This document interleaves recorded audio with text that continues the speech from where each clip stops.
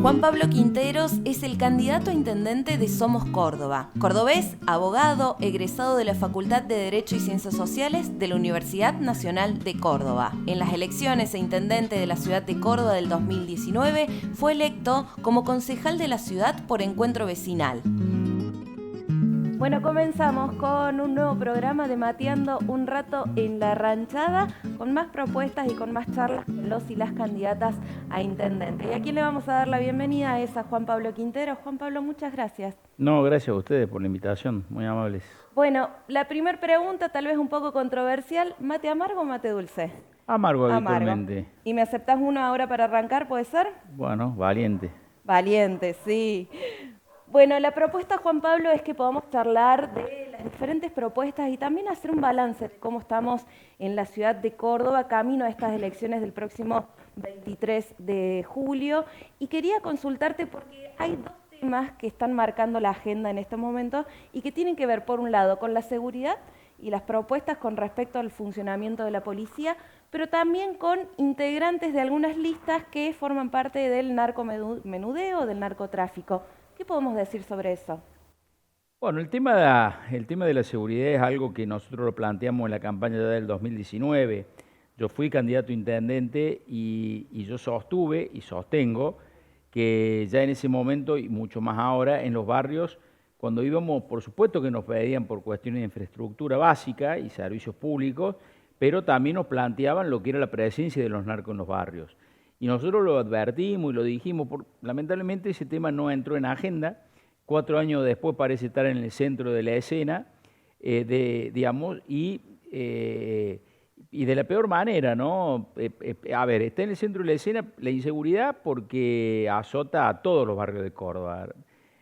Clase media, baja, zonas periféricas, urbanos marginales, centro, zona más acomodada. O sea, es algo absolutamente que atravesó todas las capas sociales por igual y de manera transversal. Y los robos son cada vez más violentos, los hechos son cada vez más traumáticos y eso por supuesto nos preocupa.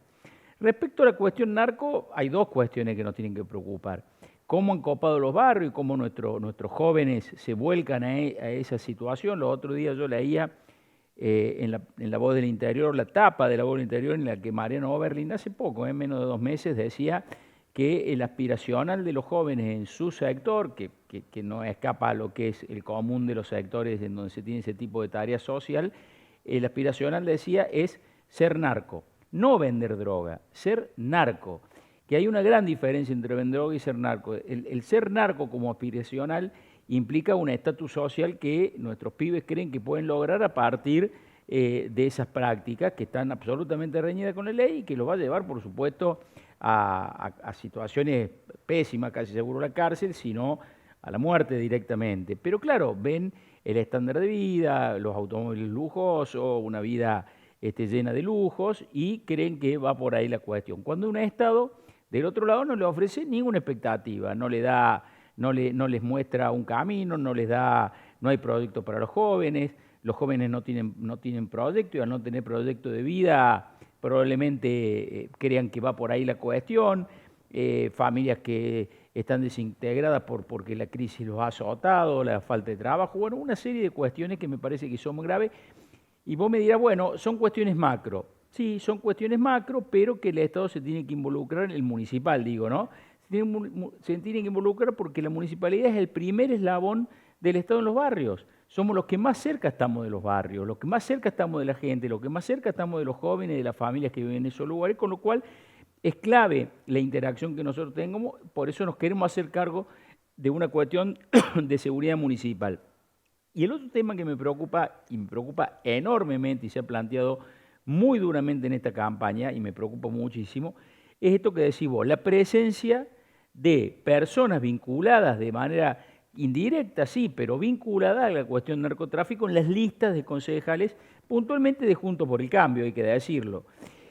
Nos preocupa primero porque son candidatos que están en puestos muy expectables, con lo cual, aún ganando perdidos, de acuerdo a la proyección de cantidad de votos que pueden llegar a sacar, es altamente probable que se sienten en el Consejo Liberante. Y nos preocupa porque es un tema que venimos atacando y enfrentando desde mi paso por la legislatura. Lo hicimos con muchísima vehemencia y con muchísima fuerza. Y cuando nadie lo quería ver, nosotros ya poníamos la voz de esta cuestión en el centro de la escena, que era la tarea legislativa. Si el narco se involucra en la política, si el narcotráfico y la política empiezan a caminar de la mano, no tengas absolutamente ninguna duda que no tenemos más retorno de ahí. De ahí ya nos convertimos directamente en Rosario, nos convertimos directamente en una ciudad con el narco absolutamente copando todos los sectores, porque la política hasta ahora puede haber relaciones subyacentes que no han salido o subterráneas, que no han salido a la luz, pero que podemos conocer. Bueno, si el candidato de Juntos por el Cambio, que es Rodrigo de Loredo, y yo se lo pedí, se lo vengo pidiendo desde que este tema saltó, hace una semana, le digo, sí. Rodrigo, te pido encarecidamente que salgas y le explique a la gente cuál es la vinculación. Y si no hay vinculación, que lo expliquen claramente. A mí no me sirve con que salgan a victimizarse diciendo que son producto de operaciones. Le voy a explicar por qué. Porque en los dos casos, que son absolutamente diferentes, en uno interviene un fiscal provincial de narcomenudeo de la provincia de Córdoba, que es el doctor Carlos Cornejo, a quien conozco hace 25 años. Sé que es una buena persona, pero básicamente sé que es un buen fiscal. Con lo cual sé que si ha hecho el allanamiento, si ha intervenido en la causa, si ha secuestrado esos elementos que dicen que secuestró, porque esa causa está explicada pormenorizadamente en los medios, es porque la causa existe, porque la relación existe y porque es verdad, porque conozco su forma de trabajar. Y la otra causa, que es la número 10, que en realidad parece ser que es una militante del PRO, de Patricia Bullrich, más precisamente en la ciudad de Córdoba, porque creo que tuvo un cargo partidario importante en el partido, en el PRO, es una causa que introdujo el fiscal Maximiliano Irabedian, que también, mira lo que son las cosas de la vida. Carlos Cornejo yo trabajé 14 años en el Poder Judicial. Carlos Cornejo fue compañero mío de trabajo, con lo cual lo conozco y sé cómo trabaja. Y Maximiliano Irabedian fue el último fiscal con el que yo trabajé en el Poder Judicial, que también lo conozco, después se fue al Foro Federal, y es un gran fiscal. Por eso cuando me dicen que operaciones, yo le pregunto, ¿operaciones de quién?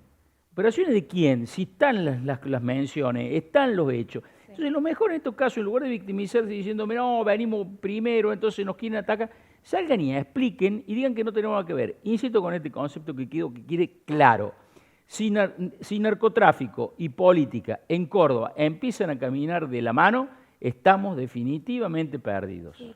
Y preguntarte también ahora, ¿qué otras necesidades tenemos, a tu entender, los y las ciudadanas de Córdoba? Porque, por ejemplo, el servicio de transporte público, que cuesta muchísimo poder trasladarse en la ciudad de Córdoba, salud pública, ¿qué pasa también con el acceso a otros servicios públicos? ¿Cómo estamos en la ciudad de Córdoba, a tu entender, y qué debería hacer el próximo gobierno municipal? Yo creo que en materia de servicios públicos estamos mal, pero estamos mal hace muchos años. Y un tema que yo conozco y manejo, porque yo fui vocal de la ERCEP durante 5 años, sí. Y durante los 5 años que yo fui vocal de la ERCEP es un tema que manejamos mucho. Agua, transporte, red de acceso a Córdoba, EPEC, eran servicios provinciales. Con esa experiencia que nosotros hicimos en el tema de servicios públicos en el ERCEP, nosotros llegamos al Consejo Deliberante y el primer proyecto que presenté fue auditar a todas las empresas que estaban concesionando un servicio público. En este caso, basura, transporte, el estacionamiento medido, las ITV, bueno, en general, el agua, que ahora pasó a manos de la municipalidad. Me dijeron que no hacía falta, que estaba todo bien. En ese momento el transporte, el 70% lo tenía la empresa ERSA, del Grupo Romero, que estaba en convocatoria de acreedores y en cualquier momento hacía un tiro. Por eso yo celebro la inversión que se ha hecho en TAMSA. A mí me parece que ese es el camino correcto. Pero igualmente hay que revisar esos contratos. Sí. El contrato de la basura está próximo a vencer. Es el más oneroso que tiene la municipalidad. Romero, que vino y se quedó con el transporte, también se quedó con parte de la recolección de residuos en la ciudad de Córdoba.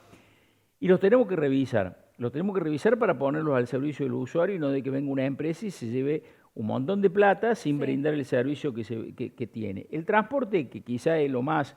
El transporte es un tema mucho más complejo. Es mucho más complejo porque ahí se mezclan otras cuestiones que son el tema de los subsidios nacionales.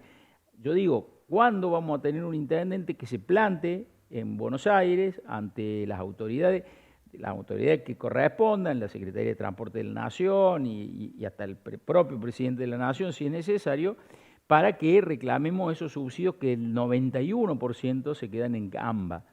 El famoso AMBA es todo el territorio de lo que es Cava y sus alrededores, que es donde están el 70% de los votantes del país, el 60% de los votantes, y por ahí se explica desde lo político por qué se reparten ahí. Pero tenemos que empezar a dejar de subsidiar la oferta como ahora y subsidiar la demanda. ¿Qué significa esto? Dejemos de subsidiar a las empresas y a los empresarios que hacen grandes negocios, gobiernos y empresas hacen grandes negocios con los subsidios y empresas de transporte, y el perjudicado siempre es el usuario. Y empecemos a subsidiar al usuario. Hoy, con el sistema de datos que tenemos, con la cantidad de bases de datos que tenemos que podemos entrecruzar, si nosotros tuviéramos una SUBE a nivel nacional, acá tenemos la SUBE y la Redbus en Córdoba, pero si nosotros tuviéramos un servicio universalizado en todo el país, con base de datos y una tarjeta para transporte, en este caso urbano e interurbano, porque siempre el transporte ahora hay que verlo como lo que es Córdoba y el área metropolitana, nosotros podríamos subsidiar a los que menos tienen, pero desde La Quiaca hasta Ushuaia. Yo pregunto, ¿cuál es la diferencia entre un pobre de capital de AMBA, de Cava, de Ciudad Autónoma de Buenos Aires, un pobre jujeño, un pobre formoseño, un pobre catamarqueño, un pobre santacruceño o neuquino o un pobre de Córdoba? ¿Cuál es la diferencia? ¿Por qué tienen que tener precio diferenciado el transporte? ¿Por qué no subsidiamos al que verdaderamente lo necesita? Ahora, si en pleno 2023, casi llegando al 2024, me dicen que no se puede hacer, y yo les pediría que se dediquen a otra cosa, porque la verdad, hoy no poder hacer un entrecruzamiento de datos para poder direccionar el subsidio del transporte, por ejemplo, podríamos hablar de salud pública y podríamos hablar de muchas más cosas, pero del transporte a aquel que verdaderamente lo necesita. Bueno, no es extraño, todavía en la energía no pueden hacer la segmentación de tarifa porque cuando lo quieren hacer se les arma, porque fue tan enredado todo el sistema de armado de eso que les cuesta mucho poder desenroscar esa maraña de subsidios que hicieron y ahora ya no saben por dónde empezar. Un tema que nos preocupa y nos ocupa aquí en la Mutual Carlos Mujica tiene que ver con el acceso al hábitat y a las tierras. Y Córdoba, al ser una ciudad grande, está teniendo algunos problemas con respecto a los alquileres, pero sobre todo con la distribución de las tierras y cómo hacemos los vecinos y vecinas para poder acceder. ¿Qué podemos decir con respecto al hábitat aquí en la ciudad? Bueno, algunos problemas es ser muy generoso en decir que hay algunos problemas con el tema del Sí. alquiler, porque en realidad eso es una bomba que va a explotar en cualquier momento y habrá que... Sí, y que también viene a nivel nacional, ¿no? Eso, Sí. eso es mucho más política que macro, Sí. pero yo el otro día trataba de recordar cuál fue el último intendente que hizo vivienda en la ciudad de Córdoba y creo que fue Ramón Mestre en el Marqués, si no me equivoco, para en ese momento empleados municipales. No recuerdo otro intendente que haya llevado a cabo planes de vivienda. Hubo un intento en la gestión de Juez, 2003-2007, en tierras del Liceo Militar General Paz, que se iban a hacer con el Ministerio de Infraestructura, que al final quedaron en la nada porque hubo un pedido de direccionamiento hacia una sola empresa que era la que la tenía que hacer. Ahí hay dos cuestiones claves. Primero, un municipio dispuesto a encarar un tema de hábitat popular como no se ha hecho en los últimos años y dispuesto a colaborar. A ver, primero, como con la seguridad, consensos. Esto un intendente solo no lo va a poder hacer, va a necesitar obligatoriamente de consenso con el gobierno provincial y el gobierno nacional. Hay que sentarse empezar a tener diálogo, hay que salir de esta figura de la grieta y del que si el que gobierna es de otro color político no nos podemos sentar a dialogar. Vamos a tener que tener un intendente dialoguista, vamos a tener que tener un gobernador dialoguista y ojalá que tengamos un presidente que inste al diálogo entre los argentinos, porque si no, no salimos.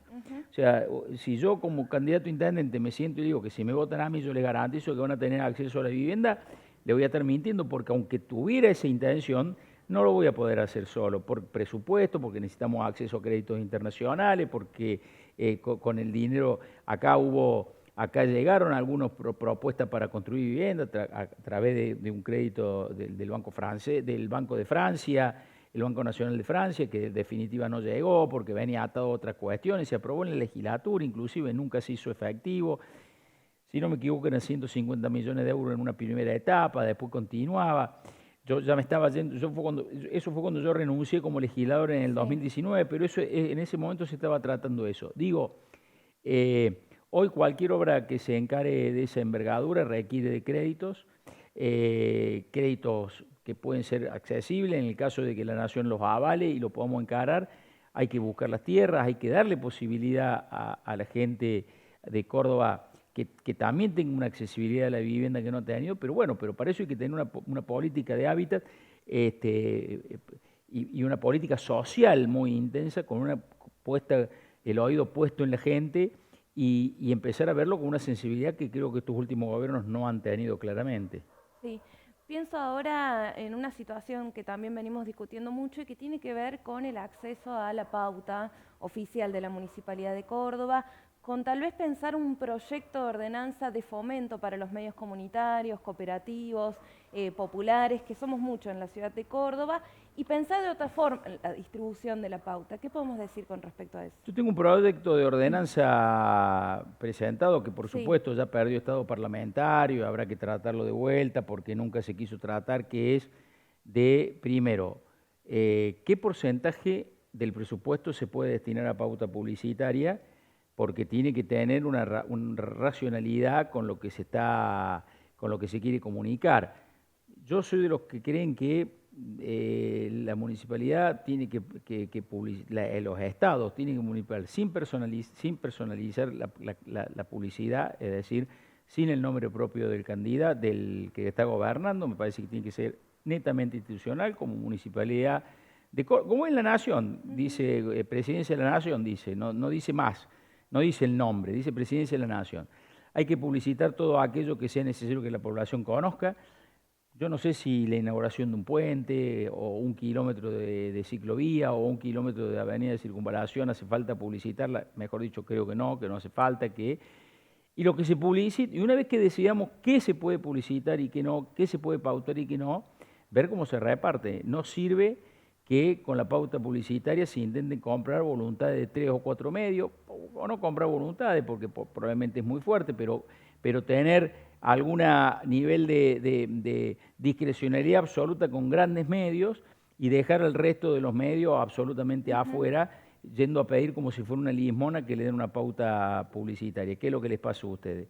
Los medios cooperativos, las radios pequeñas, las que intentan en sus pequeños y reducidos lugares y en comunidad transmitir un mensaje, les cuesta, tienen que ir como mendicante al Panal o al Palacio de Julio a hablar con un director de prensa para ver si de casualidad tienen a bien darle una pauta. Y en realidad me parece que eso es dinero de todos y me parece que a los efectos de la comunicación debería ser repartido de manera equitativa. Nosotros proponíamos un piso, supongamos, no lo recuerdo exactamente, pero porque siempre va cambiando y es materia de debate, un 30% de la pauta para todos por igual, un piso para todos por igual, y a partir de ahí sí podemos utilizar los niveles de audiencia, podemos utilizar otros criterios para repartir una pauta. Pero siempre estamos hablando de una pauta racional, no extremadamente irracional. Quieren ver algo absolutamente increíble, vean lo que es esta campaña que está transcurriendo y que termina ahora, municipal, la pauta publicitaria de lo que es el oficialismo que está gobernando y lo que es la principal oposición, que parece que es el oficialismo también, porque van a la par en cuanto a gastos. Y es verdaderamente monstruoso. Entonces, así como ustedes se dan cuenta que la pauta se va a otro lado y no les llega a este tipo de medios, nosotros lo vemos también, nosotros no tenemos ni para empezar a competir si es que todo es marketing político. Si seguimos con la idea de que a un candidato lo venden como un paquete de yerba y si está en punta de góndola y con afiche y con grandes carteles se va a vender y si no, no. Bueno, nosotros no estamos ni en góndola, estamos en el depósito, pero estamos, así que si nos buscan nos encuentran. Le vamos a agradecer a la Red de Consumo Popular Carlos Mujica, que nos dio la yerba justamente. Grapia milenaria. Que no la van a ver publicitada, no pero que está y es buena. Sí. Juan Pablo, ¿algo más que nos quieras agregar, que quieras para ir finalizando ya? Yo simplemente decirle a todos los que nos están viendo y a la gente, lo que le vengo pidiendo desde que comenzó la campaña, no se dejen engañar, no hay dos candidatos, hay muchos más candidatos, los van a ver en la lista, los pueden googlear, nos pueden encontrar. Eh, eh, Segundo, que vayan a votar. El domingo hay que ir a votar porque el que no ejerce el derecho del voto sepa que otro le está eligiendo el intendente, hay otro que le va a elegir en su lugar el intendente y después cuando llegue la hora de quejarse piensen si yo ese domingo no quise ir, porque yo sé que es engorroso ir un domingo, otro domingo, quizá este año tengamos 5 veces para ir a votar. A lo mejor haya que ir 5 veces, pero el momento de la democracia más importante es el día del voto, en el que todos valemos uno. Todos, seamos más pudientes, menos pudientes. Yo siempre jodo con mi color de piel, un poquito más negrito, un poquito más gringo. Valemos todos exactamente lo mismo, exactamente lo mismo. Y es el momento en el que podemos castigar, decir lo que está bien, plantear qué es lo que nos gusta, buscar otra opción. Tampoco se crean eso de que el voto útil, de que no, si gana. En la política no es como en el fútbol, que el que gana se lleva 3 puntos y el que pierde nada, porque en este caso muchas veces el que gana se lleva el ejecutivo, pero sepan que en los consejos deliberantes y el resto los controla. A mí me encantaría ganar, pero que los otros saquen votos suficientes como para que nos controlen. Mientras más nos controlen, mejor nos obligan a hacer. A mí eso no me molesta en absoluto. Y viceversa, si gana otro, mientras más seamos los que estamos enfrente, más lo vamos a controlar y menos posibilidad de discrecionalidad van a tener. Yo presenté esta propuesta que me hablaba recién de la pauta publicitaria. Bueno, probablemente no la pudimos hacer valer, hubiésemos sido más, la hubiésemos podido discutir y probablemente hoy estaríamos hablando de un reparto de pauta publicitaria equilibrado o medianamente racional y no tan discrecional. Bueno, eso por ahí a la gente no le llega, pero hay un montón de cosas que en la diaria le llega a la gente que mientras más seamos lo que estemos pensando de una manera, lo podemos poner en la agenda. Y el tema de la seguridad, que es el que yo te planteo, nosotros tenemos una propuesta que es muy clara. Mientras más votos saquemos nosotros el domingo, más posibilidad vamos a tener de que esta propuesta de seguridad y de lucha contra el narcotráfico tenga que ser escuchada y estén obligados a tenerlo en la agenda. Gracias, Juan Pablo. No, por favor, muchas gracias a ustedes.